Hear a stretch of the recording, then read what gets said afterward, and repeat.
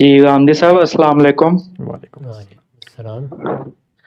سر میرا سوال نماز سے متعلق تھا۔ قرآن میں جو آتا ہے کہ پیدل چلتے ہوئے اور سواری پر نماز پڑھ لو، تو سر اس کی جو نوعیت ہوگی پڑھنے کی، اس کے بارے میں رہنمائی ذرا فرما دیجیے گا کہ اگر ہم فرض کریں پیدل چل رہے ہیں یا گاڑی یا بائک چلا رہے ہیں ہم، تو وہ سورہ فاتحہ جو پڑھنی ہے اور آیت ملانی ہے، پھر رکوع سجدہ کرنا ہے اور باقی سب کو جو بھی نماز کے اعمال ہیں کرنے ہیں، اس کی ذرا نوعیت سواری پہ اور پیدل چلتے ہوئے بتا دیجیے گا۔ شکریہ اور جی۔ ضمناً سر یہ بھی بتا دیجیے گا کہ رکوع جماعت کے دوران رکوع میں اگر ہم شامل ہو جاتے ہیں تو کیا ہماری وہ رکعت ہو جاتی ہے یا نہیں؟ بہت ٹھیک ہے، شکریہ۔ بہت شکریہ۔ دوسرے سوال کا جواب پہلے دے دیتا ہوں۔ میرے نزدیک آپ کی رکعت ہو جاتی ہے، لیکن اگر اطمینان نہیں ہوتا تو کوئی حرج نہیں، ایک رکعت آپ زائد پڑھ لیں، اللہ تعالیٰ قبول فرمائے گا، جی لیکن بہرحال رکعت ہو جاتی ہے۔ جو پہلی بات آپ نے پوچھی ہے اس میں یہ گزارش ہے کہ ہر سواری کی نوعیت الگ الگ ہوتی ہے۔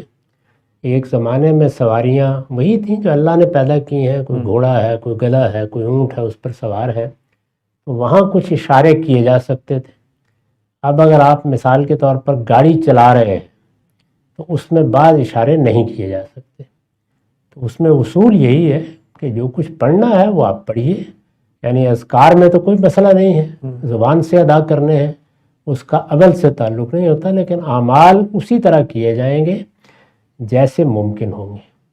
یعنی اگر آپ جھک سکتے ہیں تھوڑا سا تو اشارتاً جھک جائیے، اگر آپ رکوع اور سجدے کے جھکنے میں فرق کر سکتے ہیں تھوڑا سا کر لیجئے، اور اسی طرح باقی ساری نماز آپ پڑھ لیجئے۔